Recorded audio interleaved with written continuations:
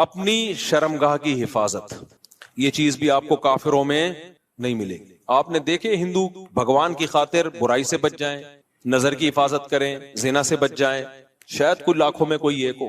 انگریزوں میں تو جو عیسائی ہیں، یہ پورا امریکہ یورپ تو کرسچینٹی ہے نا، یہ تو کرسچن ہے، اپنے آپ کو منہ سے بولتے بھی ہم کرسچن ہیں. کیا انہیں معلوم نہیں ہے کہ حضرت عیسیٰ علیہ السلام نے زنا کو حرام قرار دیا ہے؟ لیکن کیا بچتے ہیں؟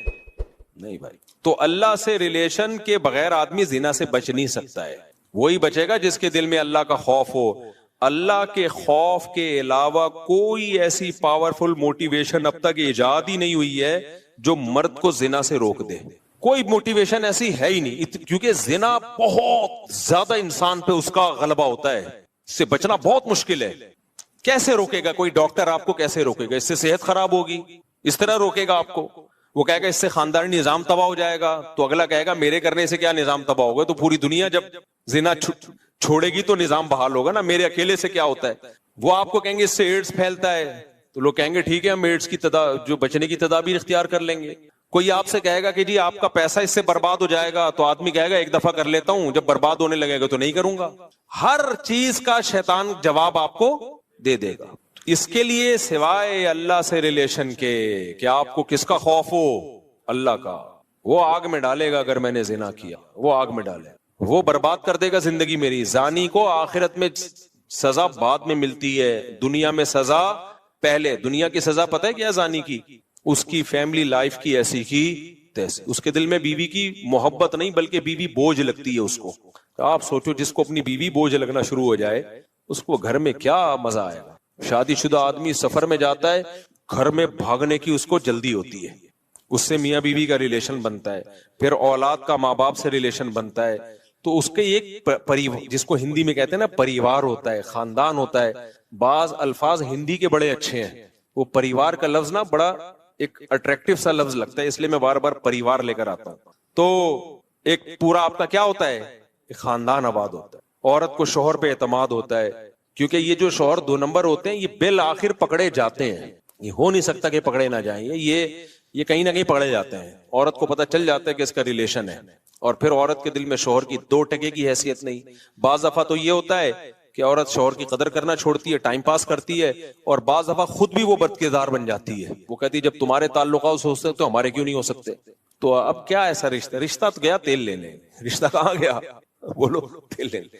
تو جب رشتہ تیل لینے گیا تو اس کا نقصان کیا ہوگا کہ زانی جو زنا کر کے جو تھوڑی دیر کی خوشی ہوتی ہے وہ تو حاصل ہوتی ہے، لیکن جو ایک کنٹینیوسلی ایک خوشی انسان کو گھر میں بیوی بچوں کی محبت سے، اور پھر وہ بڑھاپے میں دادا دادی نانا نانی، یہ ساری جو ایک مستقل خوشی ہے، یہ ہمیشہ کے لیے اس سے کیا ہو جاتا ہے؟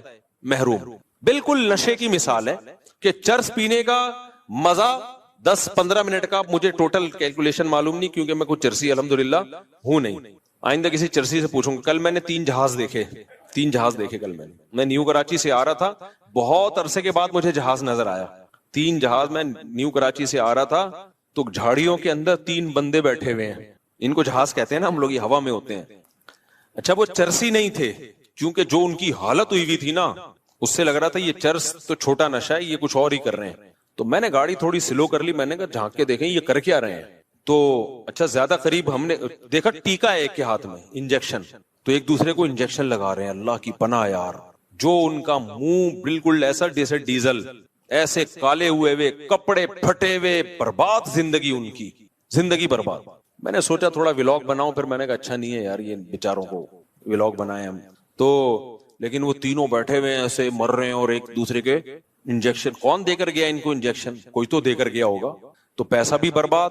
اب ان کو تو مزہ آ رہا ہے نا، لیکن آپ کا کیا خیال ہے؟ یہ ہمیشہ کا مزہ ہے؟ تھوڑی دیر کا مزہ ہے، اس کے بعد عذاب اور ٹینشن. یہ خودکشیاں تک کر لیتے ہیں ہیروئن جی.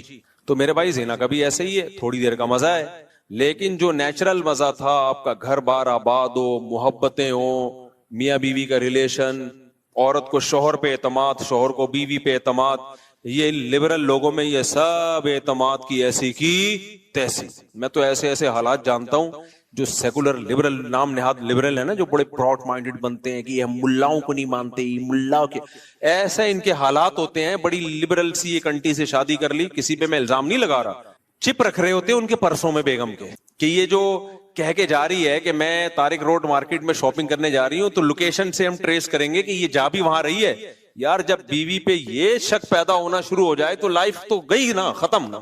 بیوی پہ یہ شک کیوں ہو رہا ہے؟ کیونکہ اپنی حرکتیں ٹھیک نہیں ہیں, اپنی حرکتیں ٹھیک نہیں ہیں. ان کو پتا ہے کہ ہم جب برے ہیں, ہم ادھر ادھر پتہ نہیں کام مکالا کرتے ہیں, تو ہماری بیوی بھی ہو سکتا ہے کر رہی ہو. تو یار یہ کوئی زندگی ہے؟ سوچو.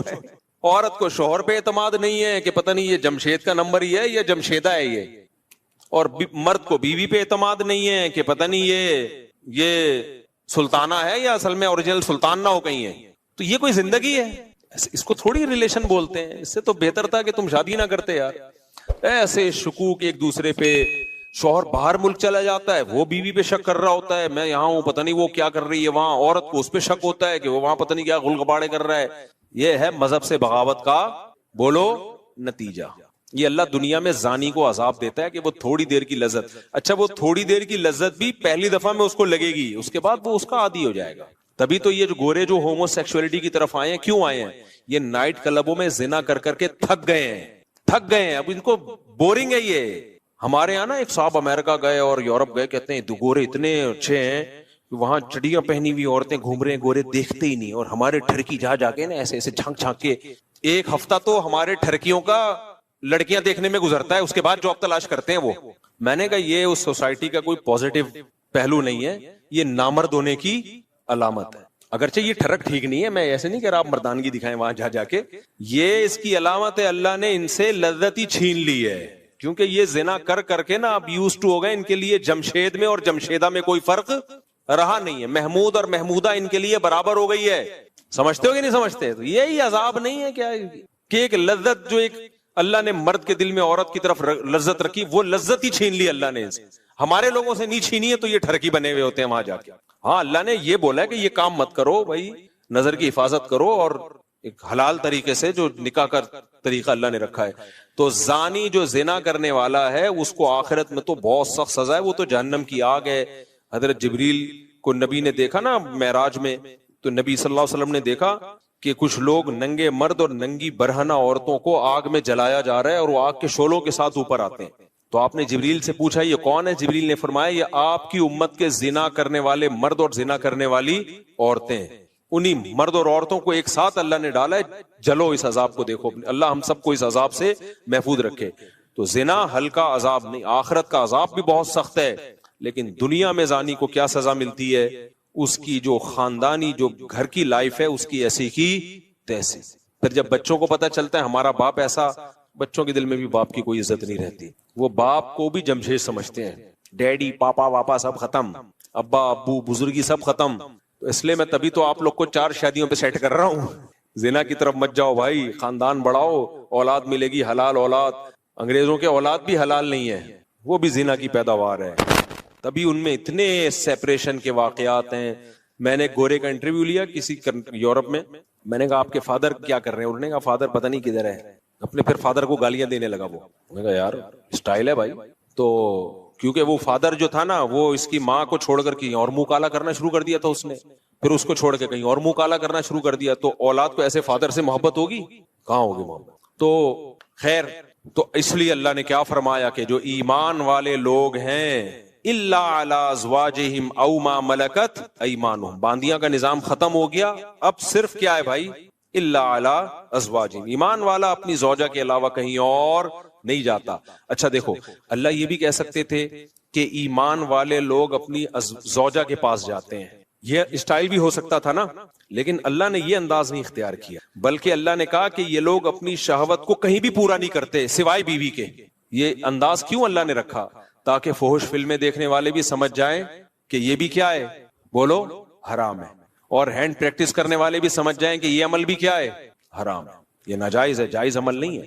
جو لڑکوں سے بدفعلی کرتے ہیں وہ بھی سمجھ جائیں کہ یہ عمل بھی کیا ہے, بولو حرام.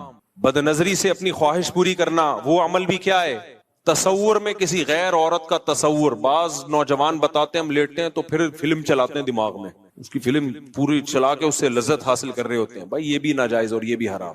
تو اللہ نے صرف اور اللہ نے کہا اپنی خواہشات کو کہیں بھی پورا نہیں کرتے سوائے بیوی کی. تو جب مسلمان پہ اتنی پابندیاں اتنی ریسٹرکشنز ہوں, بیویوں کی تعداد زیادہ ہونا تو بنتا ہے نا میرے بھائی, کیا خیال ہے؟ پھر اتنے پروٹوکول تو مسلمان مرد کو ملنا چاہیے نا. ایک انگریز مسلمان ہوا, جرمنی کا تھا میرا خیال ہے, اتنی بڑی داڑھی اس کی, جامعۃ الرشید میں آتا تھا.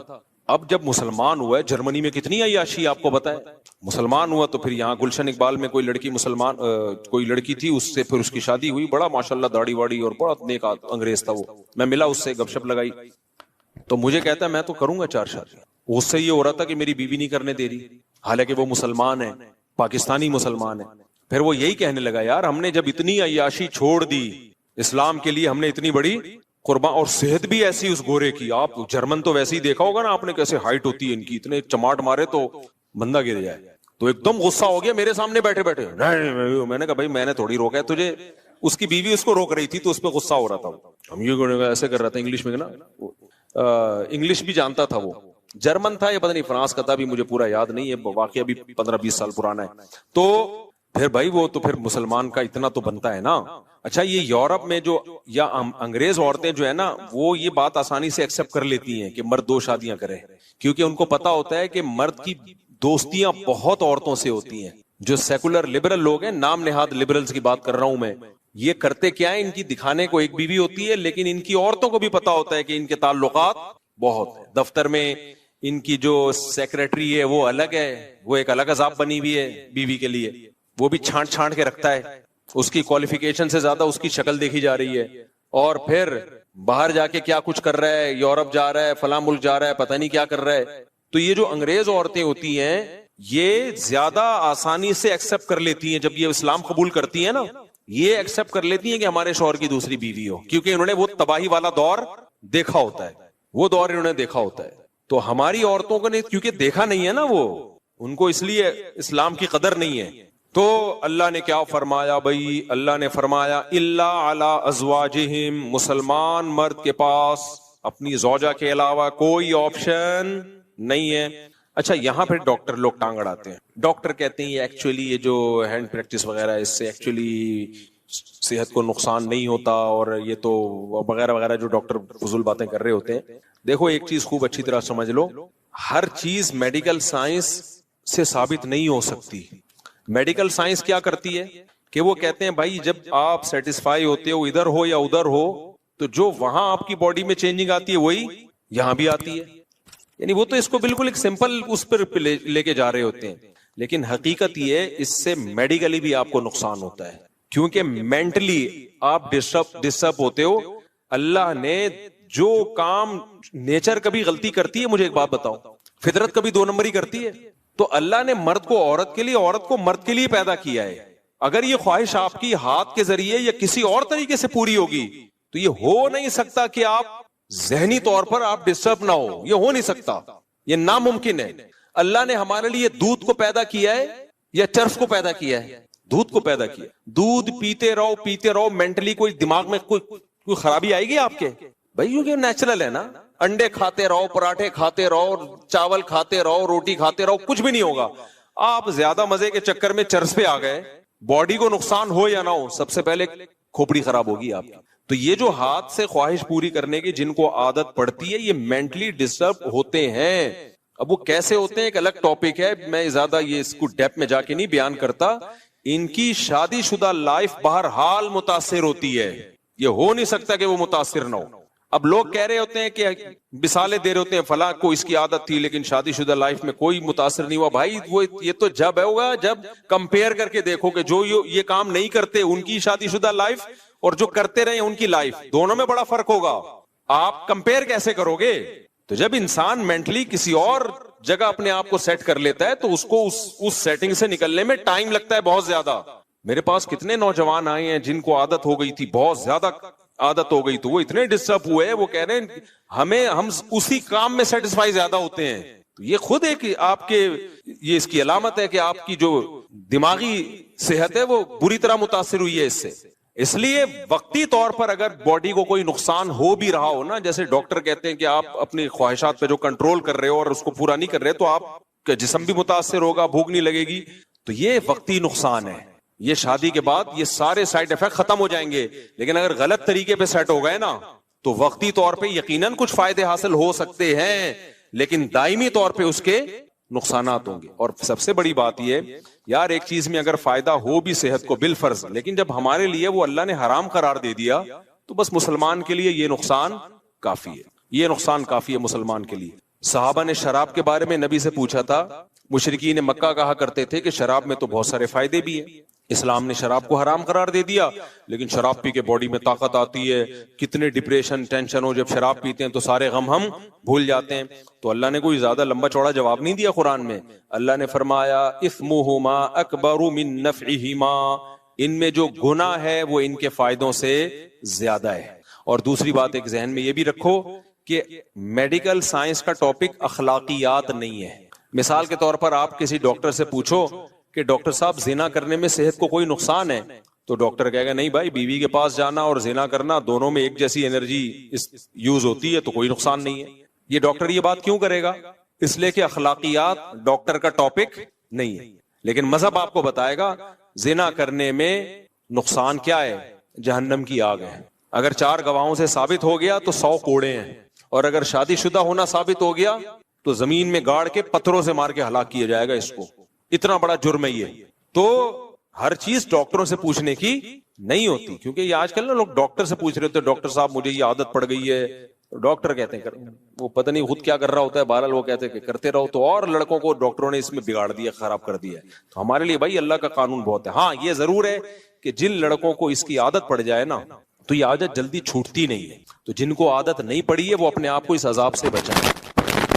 اور میں گارنٹی سے کہتا ہوں کہ جب ان کی شادی ہوگی, نکاح ہوگا ان کا, وہ زیادہ اچھی لائف گزاریں گے, زیادہ اچھی لائف گزاریں گے. ایک تو وہ شادی کا انتظار کریں گے پاگلوں کی طرح, صحیح ہے نا, انتظار کریں گے وہ. تو وہ اپنے آپ کو بچائیں اس سے, یہ سوچ کے نہ کریں کہ ایک دفعہ کرنے میں کیا ہوتا ہے. جس نے اس برائی کو ایک دفعہ کیا وہ پھر پڑ گیا اس میں ہمیشہ کے لیے. تو بچائیں, جن کو عادت نہیں ہے وہ بچائیں اپنے آپ کو اس برائی سے, اور جن کو عادت پڑ گئی ہے وہ چھوڑنے کی کوشش کریں. اور یہ یقین کر لیں کہ چھوڑنے کی کوشش کریں گے تو انشاءاللہ یہ گناہ چھوٹ جائے گا. چھوٹا نہیں تو کم ہو جائے گا, کم نہیں تو شادی کے بعد چھوٹ جائے گا. لیکن اگر چھوڑنے کی کوشش نہیں کی نا تو پھر نہیں چھوٹتا ہی ہے. تو اور چھوڑنے کی کوشش میں کیا ہے, کسی شیخ سے اصلاحی تعلق قائم کریں. حضرت فیروز میمن صاحب ہیں, شاہین اثر حضرت حکیم اختر صاحب کے خلفاء میں سے ہیں, جامع رشید میں مولانا قاسم صاحب ہیں. کسی اللہ والے سے اصلاحی تعلق قائم کریں, اپنے خیالات کو پاکیزہ کریں. اور جب بھی گناہ ہو اپنے آپ پر کوئی سزا رکھیں, کوئی روزے کی یا کوئی صدقہ وغیرہ کی سزا رکھیں, تو اس سے آہستہ آہستہ یہ گناہ بولو چھوٹ جاتا ہے. اور پھر بھی نہیں چھوٹ رہا تو مایوس نہ ہو, کوشش نہیں چھوڑنی ہے, کیونکہ اس کوشش کا پتہ ہے کیا فائدہ ہوگا. اگر آپ نے کوشش نہیں کی تو خوب سمجھ لو یہ اس گناہ تک نہیں رہو گے, پھر اس سے ایک اسٹیپ آگے بڑھو گے. جو ہینڈ پریکٹس کرتے ہیں زنا کی طرف پھر وہی جاتے ہیں, کیونکہ ان کو اپنی خواہش پہ کنٹرول ہی نہیں ہوتا. اس کا سب سے بڑا عذاب ہی یہی ہے, کیونکہ وہ نا بار بار ان کے جذبات بھڑکتے ہیں. جو ایک دفعہ ہمت کر کے اس برائی کو چھوڑ دیں ان کے جذبات بھڑکتے ہی نہیں ہیں, وہ کنٹرول میں آ جاتے ہیں. یہ ایسا جرم ہے کرو گے تو کرتے رہنے کی عادت پڑے گی. پھر ایک میرے پاس ایسے نوجوان آتے ہیں ایک دن میں 6-6, 7-7 دفعہ کر رہے ہوتے ہیں یہ برائی. تو آپ نے اگر چھوڑنے کی کوشش نہیں کی, پہلی بات یہ گناہ بڑھتا چلا جائے گا. دوسری بات پھر اس گناہ تک رکو گے نہیں, یہ گناہ آپ کو فحش فلموں تک لے کر جائے گا, پھر فحش فلموں سے زنا تک لے کے جائے گا آپ کو. تو چھوڑنے کی کوشش میں کیا ہوگا فائدہ, یا تو چھوٹ جائے گی برائی ہمیشہ کے لیے, یا کم ہو جائے گی, یا کم از کم وہاں اسٹاپ لگ جائے گا, اس سے آگے نہیں جاؤ گے آپ. کیونکہ آپ لڑ رہے ہو شیطان سے تو شیطان بھی دفاعی پوزیشن میں آ جائے گا. نہیں آئی میرا خیال ہے بات. جب آپ شیطان سے لڑو گے نا, ایک ہوتا ہے اقدامی پوزیشن, بڑھ چڑھ کے حملے کرنا, ایک ہوتا ہے دفاعی پوزیشن, حملہ کوئی اور کر رہا ہے آپ صرف دفاع کر رہے ہو. تو اگر آپ نے ہتھیار ڈال دیے اور اس برائی سے بچنے کی کوشش بھی چھوڑ دی تو شیطان اقدامی پوزیشن میں آئے گا, وہ بڑھ چڑھ کے آپ پہ حملے کرے گا. وہ کہے گا ابھی یہ کر رہے ہو, اب اس سے آگے جاؤ, اب اس سے آگے جاؤ, اب اس سے آگے جاؤ, زنا کروا کے چھوڑے گا وہ. لیکن اگر آپ چھوڑنے کی کوشش میں لگ گئے, یا تو آپ شیطان سے جیت جاؤ گے, چھوٹ جائے گی برائی. نہیں جیتے تو کم از کم اتنا ہوگا کہ شیطان کو دفاعی پوزیشن میں لے آؤ گے. شیطان کہے گا ٹھیک ہے میں بڑھ چڑھ کے حملے تو نہیں کر رہا, لیکن تجھے یہاں تک روکوں گا میں, کم از کم یہ کرتا رہا, اس سے آگے بڑھنے پہ نہیں آئے گا وہ. آپ لوگ کو سمجھ میں نہیں آ رہا, رہنے دو. اس لیے خلاصہ یہ نکلا کہ جب بھی کسی نوجوان سے یہ گناہ ہو وہ عزم کرے میں اپنے آپ کو سزا دوں گا. سزا کچھ بھی ہو سکتی ہے, وہ خود فیصلہ کرے. صدقہ کروں گا کچھ پیسے, یا روزہ رکھوں گا, یا اتنے نوافل پڑھوں گا, یا صبح کا ناشتہ گول کر دوں گا, یا اس دن کھانا نہیں کھاؤں گا. کچھ نہ کچھ سزا دے، شروع میں ہلکی سزا دے، بہت زیادہ سزا نہ دے، تو آہستہ آہستہ آہستہ، اور پھر اللہ سے دعا بھی مانگے، 2 رکعت پڑھ کے توبہ بھی کیا کرے، تو آہستہ آہستہ یہ گناہ انشاءاللہ چھوڑ جائے گا۔ سمجھتے ہو کہ نہیں سمجھتے؟ تو اللہ نے کیا فرمایا؟ الا علی ازواجہم، اللہ سے اگر ریلیشن مضبوط کرنا ہے تو نکاح کے علاوہ تمہارے پاس کوئی آپشن نہیں ہے، یہ اللہ کا حکم ہے۔ آگے ہم چلتے ہیں، آج میں نے یہ سورت ختم کرنی ہے۔ الا علی ازواجہم او ما ملکت ایمانہم فانہم غیر ملومین، اللہ فرماتے ہیں کہ جو تمام راستوں کو خواہش پوری کرنے کے بند کرے اور نکاح کو فوکس کرے، تو جو نکاح کو فوکس کرے گا یہ قابل ملامت نہیں ہے۔ یہ جملہ لگانے کی بھی کیا ضرورت تھی اللہ تعالیٰ کو؟ بھائی نہیں آئی میرا خیال ہے بات۔ اللہ تعالیٰ نے اگر کسی چیز کو حلال کر دیا تو اللہ کے لیے اتنا کہنا کافی ہے نا کہ یہ حلال ہے تمہارے لیے، کہ بھائی بیوی کے پاس جا سکتے ہو، کافی ہے نا یہ۔ لیکن اللہ نے آگے کہا کہ اگر زوجہ کے پاس جو جائے گا یا نکاح کرے گا، یہ لوگ قابل ملامت نہیں ہے۔ یہ کہنے کی اللہ کو ضرورت کیا تھی بھائی؟ اب جب بھی کوئی قانون بنایا جاتا ہے تو اتنا کہہ دینا کافی ہوتا ہے یہ اللیگل ہے اور یہ لیگل ہے۔ آگے یہ کہنے کی کیا ضرورت ہوتی ہے کہ جو یہ لیگل کرے گا وہ ملامت کے قابل نہیں ہے؟ یہ کہنے کی ضرورت پڑتی ہے؟ میں آسان مثال سے سمجھاتا ہوں بات کو۔ دیکھو، ڈاکٹر سے آپ نے پوچھا کہ ڈاکٹر صاحب کیا کیا کھا سکتا ہوں، کیا کیا نہیں کھا سکتا، تو ڈاکٹر کہے گا کہ بھائی آپ کا چونکہ گلا خراب ہے، آپ اچار نہیں کھا سکتے، آپ کولڈ ڈرنک نہیں پی سکتے، آپ یہ نہیں پی سکتے۔ ڈاکٹر صاحب کیا میں گنے کا رس پی سکتا ہوں؟ ہاں پی سکتا ہوں۔ ہاں آپ پی سکتے ہو، ڈاکٹر یہ کہے گا نا، بس اتنا کافی ہے۔ تو اللہ بھی یہ کہہ دیتے بھائی یہ حرام ہے، اور نکاح کر کے جو خواہش پوری کرتے ہیں وہ کیا ہے؟ حلال ہے۔ لیکن اللہ نے کہا کہ جو اپنی نکاح کر کے خواہش پوری کرتے ہیں یہ لوگ قابل ملامت نہیں ہے، کیونکہ اللہ کو معلوم تھا کہ کچھ صوفی مزاج لوگ فنٹر بنیں گے اور شادیاں کرنے والے کو بھی تانے دیں گے شہوت پرستی کے، کیونکہ وہ یہ سمجھیں گے کہ یہ دنیا داری ہے۔ وہ کہیں گے بھائی حرام سے بھی بچو، حلال میں بھی بقدر ضرورت اکتفا کرو، کیا شادیوں میں لگ گیا ہے اور کوئی کام نہیں ہے تمہارا؟ ابھی ایک شادی ہوئی، پھر دوسری شادی، پھر تیسری شادی، پھر چوتھی، کیا ہو گیا یار یہ آپ؟ تو اس لیے اللہ نے فرما دیا کہ جو نکاح کو فوکس کر رہا ہے اس کو میں نے پرمیشن دی ہے، اپنے خرچے پہ کر رہا ہے، برابری کرے گا۔ تو کوئی اگر اس کو تانا دیتا ہے نا ملامت کا کہ ابے یار تو بھی ہے تو بھی ٹھرکی، پہلے تو حرام کر رہا تھا ادھر ٹھرک تھا، اب شادیوں پہ سیٹ ہو گیا تو ہے تو ٹھرک ہی ہے، نا نا نا نا، اللہ کہتے ہیں یہ میری طرف سے اس کی پرمیشن ہے، لہذا اس کو ٹھرکی کہنے کی کسی کو اجازت۔ مذاق میں کہتے تو الگ بات ہے، میں نے بھی یونیورسٹی میں کسی کو مذاق میں کہہ دیا تھا، یونیورسٹی میں میرا بیان ہوا تو کسی نے 4 شادیوں کی بات کی، ایک دم لڑکے ایک دم جوش میں آ گئے نا، میں نے کہا تم سب ٹھرکی ہو، وہ مذاق تھا۔ صحیح ہے، تو کیونکہ میرا ویسے کچھ نہیں ہو رسپانس آ رہا، جیسی یہ بات ہوئی ایک دم سب۔ تو اللہ تعالیٰ نے یہاں یہ اس لیے کہا ہے، تبھی فتاوی قاضی خان ایک فقہ کی بہت پرانی کتاب ہے، اس میں لکھا ہے کہ اگر کسی شخص کے پاس 2 بیویاں تھیں، اس نے ایک اور شادی کی اور کسی نے اس کو تانا دیا کہ یار کیا کر رہا ہے یار، تیری خواہش 2 سے پوری نہیں ہوئی ہے کیا، تو یخاف علیہ الکفر، اس پہ خطرہ ہے کہ وہ کافر نہ ہو گیا ہو، کیونکہ اللہ نے باقاعدہ پرمیشن دے کے کہا ہے کہ یہ قابل ملامت بولو نہیں ہے۔ جب اللہ نے کہہ دیا کہ کرنے دو، اپنے خرچے پہ بھیک لے کے کر رہا ہو تو پھر بھیک کی ملامت کرو یار، یہ کیا کر رہا ہے؟ جب اپنے خرچے پہ کر رہا ہے اور ان میں اگر بے عدلی کر رہا ہے تو بھی قابل ملامت ہے، اس کو آپ یہ کہو یار حقوق کیوں ادا نہیں کر رہے، اس پہ بھی اس کو ملامت کی جائے گی، یار شادیاں تو کرے جا رہے ہو، حقوق پورے نہیں کر رہے، اس پہ بھی ملامت کی جائے گی۔ لیکن ہمارے یہاں حقوق بھی پورے کر رہا ہو، برابری بھی کر رہا ہو، شادی بھی اپنے خرچے پہ کر رہا ہو تو بھی تانے دیتے ہیں۔ کیا 2 سے دل نہیں بھرا؟ میں نے جب 2 کی تھی نا، جب میری تیسری ہوئی ہے تو میرے قریبی ریلیٹیو ہیں، مجھ سے بڑے بھی ہیں، احترام بھی ہے ان کا میرے دل میں، تو میرا خیال تھا ملیں گے، ویل ڈن ماشاءاللہ۔ ایسے مجھے دیکھا انہوں نے، کیا ہو گیا 2 سے دل نہیں بھرا تھا کیا؟ ایسے مجھے انہوں نے کہا کہ میں عزیز تھوڑی دیر کے لیے مجھے شوق لگا، میں بہت شرمندہ ہوا کہ یار میں شاید کوئی غلط آدمی ہوں۔ ایسا انہوں نے مجھے طنز کیا نا، کیا پھر کر لی، ایسا طنز کیا، مجھے تھوڑی دیر کے لیے لگا کہ میں کوئی سوسائٹی میں نیک یا شریف آدمی نہیں ہوں، مجھے ایسا محسوس سا ہوا، اتنی مضبوط لہجے میں انہوں نے ڈانٹا مجھے۔ تو پھر میں نے سوچا یار اللہ نے کہا ہے فَإِنَّهُمْ غَيْرُ مَلُومِينَ، اللہ کہہ رہے ہیں، اللہ تھپکی دے رہے ہیں، کوئی بات نہیں، کوئی بات ٹھیک کیا، ٹھیک کیا، کوئی مسئلہ نہیں، حقوق پورے کر رہے ہو تو کیا کیا ہے، ٹھیک کیا ہے۔ تو یہ میں نہیں کہہ رہا میرے بھائی، یہ اللہ کہہ رہا ہے کہ اگر کوئی شادی کر رہا ہے اپنے خرچے پہ کر رہا ہے، لڑکی والوں کو دھوکہ بھی نہیں دے رہا، اس میں پہلی والیوں کے ساتھ برابر کا سلوک بھی کر رہا ہے، اور تیسری کو گھر بھی الگ لے کے دے رہا ہے، اسی کے ساتھ ٹھونس نہیں رہا پہلی کے ساتھ، کیونکہ یہ سب چیزیں لوگ خیال نہیں کر رہے ہوتے, ادھر ہی ٹھونس دیتے ہیں. راتوں گزارنے میں بھی برابری کر رہا ہے اور حقوق بھی پورے کر رہا ہے, تو اللہ کہہ رہے ہیں کوئی بات نہیں, تمہیں تیسری پہ تانا مل رہا ہے, میری طرف سے تمہیں اجازت ہے چوتھی بھی کر سکتے. تو اللہ نے مجھے خصوصی پرمیشن دی ہے, اس کے بعد پھر میں چوتھی کی طرف آیا. ورنہ جس طرح سے انہوں نے مجھے تانا دیا تھا نا, میں ایک دم شوق ہو گیا تھا, کیونکہ لوگ مبارکباد دے رہے تھے اور وہ آ کے انہوں نے کہا کہ دو سے دماغ نہیں پھر کر لی.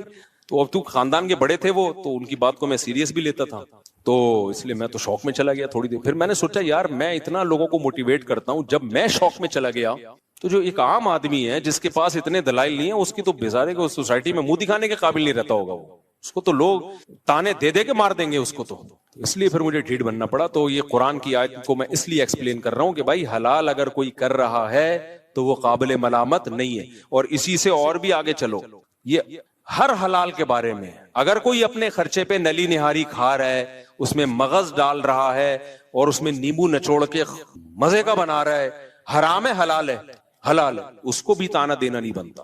حلال ہے بھائی, چوری کے پیسوں سے تھوڑی کھا رہا ہے. اگر کوئی اپنے پیسوں سے لگژری گھر بنائے, ایئر کنڈیشن لگائے, لان بنائے, اس میں اللہ نے اس کو پیسہ دیا, سوئمنگ پول بھی بنا لے, چاہے یہ کام مفتی کرے, مولوی کرے, عامی آدمی کرے, قابل ملامت نہیں. ہاں جب چندے کے پیسوں سے کر رہا ہوں, حرام کر رہا ہوں, وہ تو پھر تو کوئی بھی کرے ناجائز ہے. اگر کسی کا اپنا بزنس ہے میرے بھائی, اللہ نے اس کو دولت دی ہے, وہ کرے.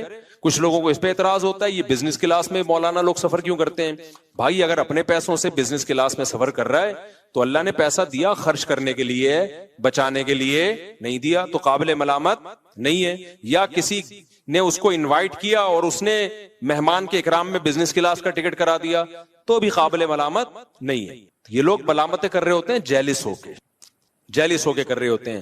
دیکھو اللہ نے, ہاں یہاں لوگ ایک سوال کرتے ہیں ہمارے نبی کی زندگی تو اتنی سادہ تھی, آپ تو گدھے پہ سواری فرمایا کرتے تھے, آپ صلی اللہ علیہ وسلم کا تو گھر اتنا سادہ تھا.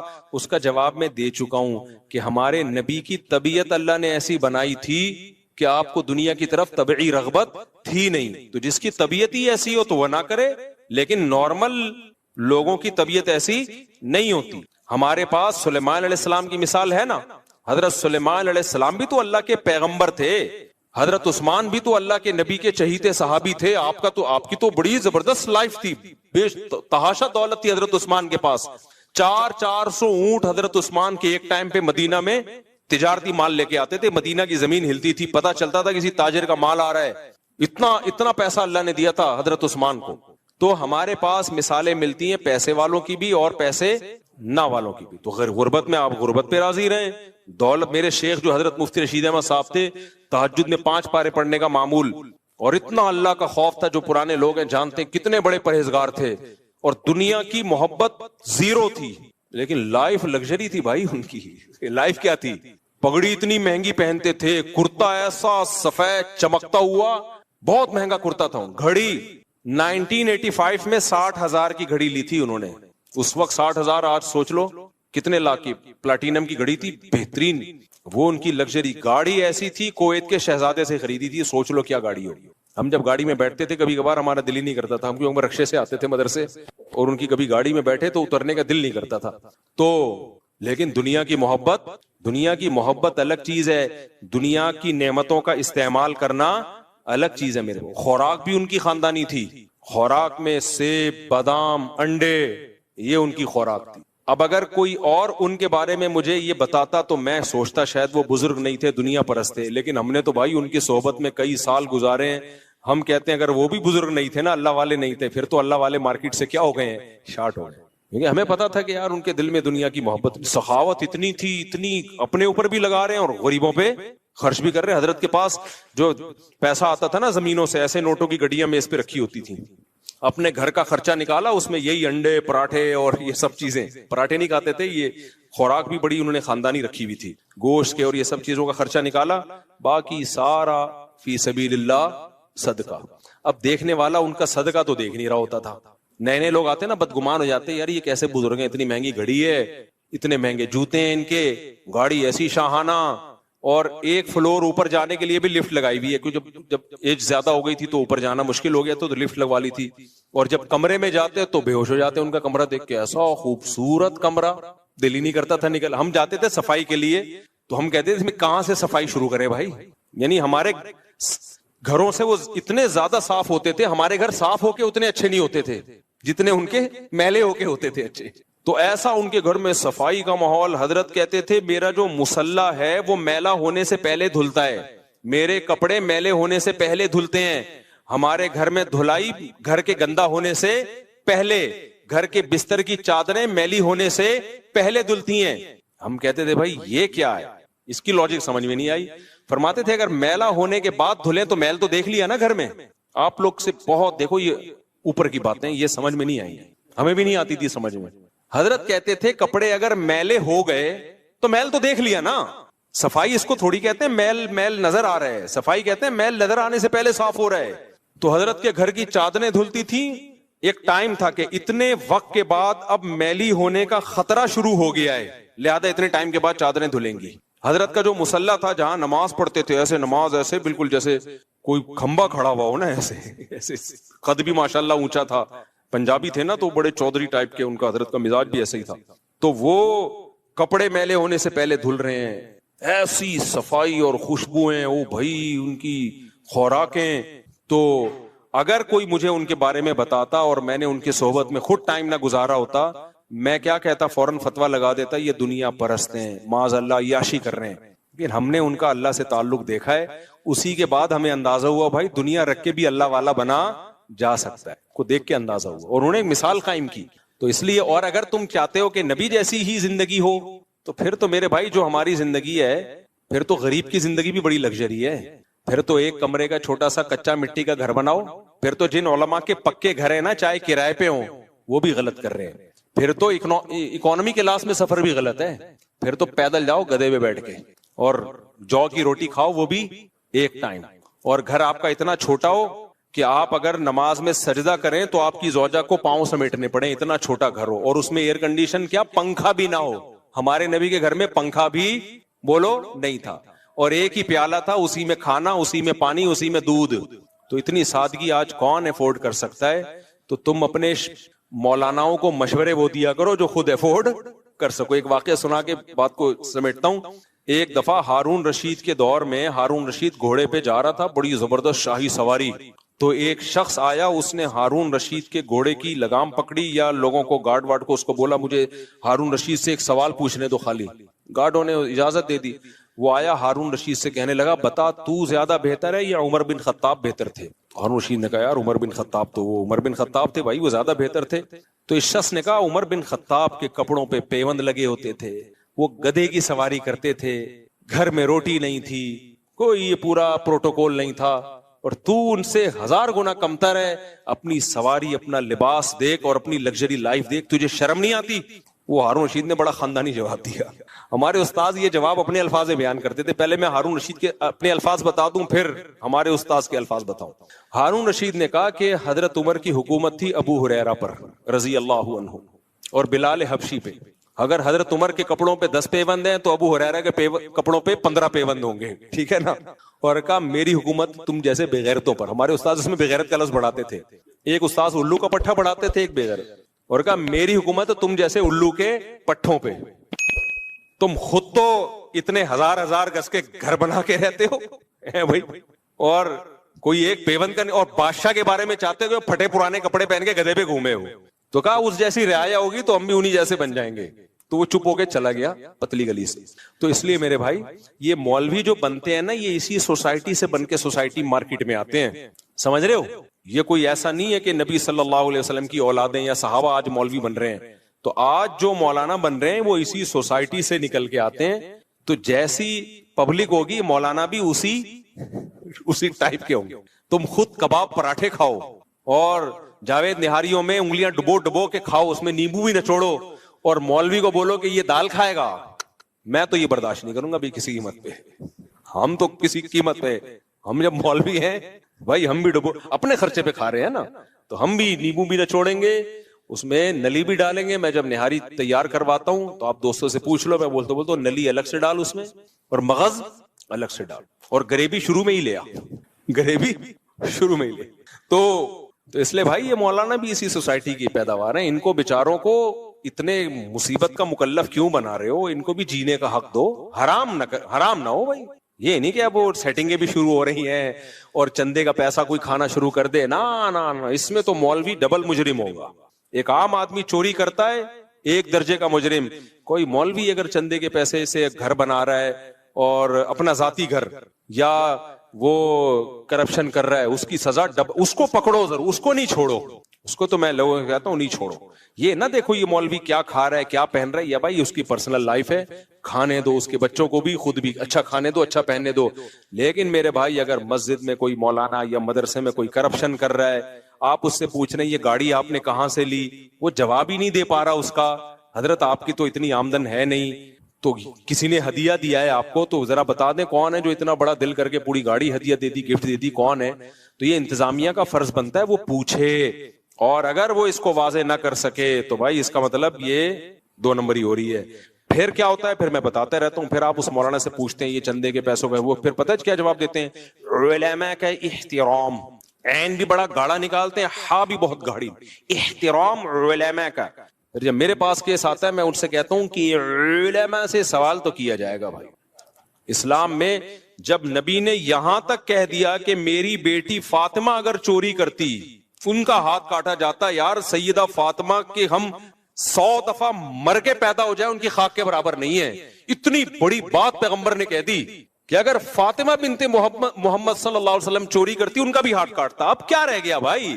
تو پیسوں کے لین دین میں، مالی معاملات میں، کیریکٹر میں، بھائی یہ معافی کے قابل نہیں ہے. اس میں عالم ہو، مفتی ہو، کچھ بھی ہو. تبھی ہماری مسجد کا سارا مالیاتی شعبہ میں نے اپنے ہاتھ میں رکھا ہی نہیں ہے، وہ خزانچی کو دیا ہوا ہے، اور وہ بھی یہاں کے پرانے بزرگ ہیں، ان سے حساب لیتا رہتا ہوں میں. لیکن یہ کہ وہ تاکہ کوئی مجھ پہ انگلی نہ اٹھائے. اور جو ابھی ہم نے مفتی طارق مسعود فاؤنڈیشن بنائی ہے نا، اس کا پیسہ بھی ایک آدمی کے ہاتھ میں نہیں رکھا. میں چاہتا سارا آ رہا ہے میرے اکاؤنٹ میں، اپنے پاس رکھتا. میں بدگمانیاں ہوتی، انگلیاں اٹھتی. بھائی ایک آدمی نہیں ہے، پوری ایک ٹیم بنا دی ہے کہ سب کے صلح مشورے سے یہ پیسہ خرچ ہوگا، اور ایک آدمی کی انڈیویجول رائے اس میں نہیں چلے گی. تو یہ سب چیزیں مسجد کا امام ہو، مدرسے کا ہو، سب کو کرنا پڑے گا. کیونکہ بعض لوگ بڑے اس میں فراڈی ہوتے ہیں. میں نہیں کہہ رہا امام اور محتمم فراڈی ہوتے ہیں، نہ فراڈی لوگ بھی مدرسے کے محتمم بن جاتے ہیں، بعض دفعہ فراڈی لوگ بھی مسجد کے امام بن جاتے ہیں. تو اس میں پھر علماء اور احترام یہ ہوا نہیں چلے گی. ان سے بولو بھائی سسٹم میں سب آئیں گے، پورا حساب ہوگا، اور ایک آدمی کے پاس یہ اتنی بڑی مالیاتی نظام ہونا نہیں چاہیے. ایک آدمی کے پاس نہیں ہو، یہ آپ کتنے ہی نیک ہیں پھر بھی نہیں ہوگا. کیونکہ نبی صلی اللہ علیہ وسلم نے ہمیں بدگمانی کے مواقع فراہم کرنے سے بھی منع کیا ہے. دیکھو آپ صلی اللہ علیہ وسلم اپنی ایک زوجہ کے ساتھ اندھیرے میں کھڑے ہوئے تھے. ایک صحابی گزرے، آپ نے ان صحابی کو بلا کے کہا یہ میری زوجہ ہے. ان صحابی نے کہا یا رسول اللہ میں تھوڑی آپ پہ شک کروں گا. لیکن نبی نے ان کو شک کا جو شیطان کو جو وسوسے کا موقع تھا وہ بھی کیا کر دیا، دور. تو یار پیغمبر اپنے بارے میں وضاحتی بیان دے رہے ہیں کہ بھائی یہ میری زوجہ ہے، یہ نہ مت سمجھ لینا کوئی نامحرم عورت ہے. تو جب پیغمبر اپنے بارے میں وضاحتی بیان دے رہے ہیں تو مدرسے کا محتمم یا مسجد کا امام، اس سے کیوں نہیں پوچھا جائے گا جناب یہ اتنا پیسہ آ رہا ہے آپ تو کوئی حساب ہی نہیں دیتے. وہ بندے آتے ہیں نوٹوں کی گڈی پکڑائی اور پتلی گلی سے نکل لی ہے، یا آپ کو ذاتی کوئی ہدیہ دے رہا ہو، آپ جانے وہ جانے، یہ کیا ہے؟ تو مسجد کا ہے، یہ مدرسے کا ہے. تو آپ نے ٹیم ہونی چاہیے. اچھا بعض لوگ ٹیم کو بٹھاتے ہیں، وہ ٹیم کا کام بس سائن کرنا ہوتا ہے، اس کو کوئی پوچھنے والا اس سے نہیں ہے. اس کو ایک بس آڈٹ کرنے کے لیے، اکاؤنٹنٹ کو وہ بیوقوف بنانے کے لیے بٹھائے ہوا ہوتا ہے. تو یہ اس کی شریعت میں اجازت. ان چیزوں پہ اعتراض کرو، نہاری پہ اعتراض مت کرو. بزنس کلاس میں سفر کر رہا ہے اس پہ اعتراض مت کرو. کوئی گاڑی میں گھوم رہا ہے اس پہ اعتراض مت کرو. یہ اعتراض بنتا نہیں ہے، پھر گدھے پہ لانا پڑے گا اس کو. کیونکہ اس سے پہلے پھر وہ تو سائیکل پہ بھی جائے گا. تو نبی کے دور میں تو بھائی سائیکل بھی نہیں تھی، لوگ گدھے پہ سواری کرتے تھے. تو پھر تو بہت ہی آپ کو اس زمانے کے حساب سے تو پھر کوئی تقوی کوئی اختیار کر ہی نہیں سکتا. تو شریعت کا ایک سیدھا سادہ اصول ہے بھائی، اللہ نے کہہ دیا لما تحرم ما احل اللہ لک، 28واں پارہ، کہ جو چیز اللہ نے حلال کی ہے اسے دنیا میں کوئی حرام نہیں کر سکتا. تو حلال جب پراٹھا بھی حلال ہے، 2 انڈے کھائیں 3 انڈے کھائیں، نہاری بھی حلال ہے، مرغی کی بوٹیاں بھی کیا ہے، لیگ پیس بھی کیا ہے حلال ہے، اور تفریح کے لیے سوئٹزرلینڈ جانا بھی کیا ہے حلال ہے، کشتی میں گھومنا بھی کیا ہے. جتنے کام میں نے کیے نا سارے بتا رہا ہوں میں. امریکہ میں اوپن سی میں گھومنا بھی کیا ہے حلال ہے اگر کوئی گھوم رہا ہے. سوئمنگ بھی کیا ہے حلال ہے. ہارس رائڈنگ بھی کیا ہے بھائی حلال ہے. تو ان چیزوں پہ اعتراض کر کے اپنا ٹائم ضائع مت کرو, میری صحت پہ اس سے کوئی فرق نہیں پڑتا. صحیح ہے نا. میں پھر بھی یہ کام جو اللہ نے جتنی مجھے توفیق دی ہے میں کروں گا, چندے کے پیسوں سے نہیں کروں گا, بس یہ آپ کو بتا دوں میں. تو خلاصہ, آج بھی صورت ختم نہیں ہوئی, ٹائم ہمارا پورا ہو گیا. خلاصہ یہی نکلا کہ اللہ سے ریلیشن کے لیے 2 کام کرنے پڑیں گے, ایک نماز کی پابندی اور ایک اپنی خواہشات کو حلال تک محدود رکھنا, بد نظری سے حفاظت, زنا سے حفاظت. یہ دونوں کام کیے بغیر اللہ پھر آپ کے ریلیشن کو ریلیشن مانتا نہیں. آج کیا ہو رہا ہے, لوگ ایسے کچھ رسومات بس پوری کر رہے ہوتے ہیں, ربیع الاول میں کر لیں گے, کچھ محرم میں کر لیں گے, کچھ قرآن خوانیاں کر لیں گے اور سمجھتے ہیں کہ بس ہم تو بڑا مذہبی گھرانہ ہے ہمارا.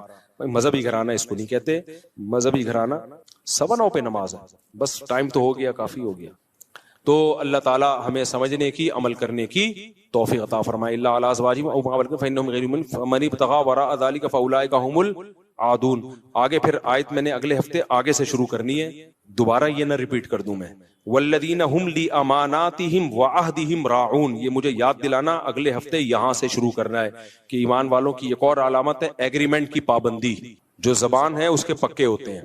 آج یہ بھی ایک بہت بڑا عذاب ہماری سوسائٹی میں آ گیا کہ مسلمان کی زبان ایک ہے ہی نہیں. آپ ٹھیکیدار کو پیسے دے دو ایڈوانس میں, رلا دے گا, آپ کا گھر نہیں بنا کے دے گا. آپ بولو گے قبر بنا دے یار, وہ سستے میں بن جائے گی, گھر رہنے دے. اتنا رولائے گا نا وہ, ایڈوانس پیسے پکڑا دو آپ. امریکہ یورپ میں یہ ہوتا ہے کہ اگر آپ نے ایڈوانس پیسے دے دیے نا, وہ سارے کام کو چھوڑ کے سب سے پہلے آپ کا کام کرے گا. وہاں ملکوں میں, جاپان میں یہی ہے. وہاں لوگ بتاتے ہیں کہ ہمیں جب کوئی کام جلدی کرانا ہوتا ہے ہم ایڈوانس میں سارے پیسے پکڑا دیتے ہیں, پھر وہ لوگ ایگریمنٹ کی پابندی کرتے ہیں. ان کی تربیت ہوئی ہوئی ہے اس بارے میں, وہ سارے کام چھوڑے گا, پہلے آپ کے کام کرے گا. ہمارے ہاں اگر آپ نے اچھے اخلاق کا مظاہرہ کرتے ہوئے کسی کو ایڈوانس میں پیسے پکڑا دیے, ہمارے ایک سعودی دوست تھے, انہوں نے یہاں ڈیفنس میں بزنس کرنا تھا, ہوٹل کھولنا تھا, ان کو سعودی عرب کا تجربہ تھا کہ یار ایڈوانس میں پیسے دو تو فوراً بن جاتا ہے. انہوں نے ادھر ڈیفنس میں ہوٹل کے ایڈوانس میں پیسے ٹھیکیدار کو پکڑا دیے, اب تک رو رہا ہے وہ بندہ, 3 سال ہو گئے. میں نے کہا ہوٹل تو گیا تیل لینے, تمہارے پیسے واپس مل جائیں نا, جس دن تمہارے پیسے واپس مل جائیں تو بول دینا کہ مفتی صاحب بیان میں غلط بیانی سے کام لیتے ہیں, پیسے بھی واپس نہیں ملیں گے. بولے مفتی صاحب کو تو معلومات ہے ہی نہیں, اتنا نیک آدمی, اس نے پیسے واپس کر دیے. تو میں نے کہا پیسے بھی گئے, ہوٹل بھی گیا. تو یہ ایگریمنٹ ہمارے یہاں ماشاءاللہ یہ چل رہا ہے. مسلمان ایگریمنٹ کا پکا ہوتا ہے بھائی, اس کے بغیر اللہ آپ کے دین اور مذہب کو اللہ مانتا نہیں ہے. تو چند رسومات کا نام نہیں ہے اسلام, یہ اخلاقی جب تک اوصاف میرے اور آپ کے اندر پیدا نہیں ہوں گے اس وقت تک اللہ ہمیں اپنا ماننے کے لیے تیار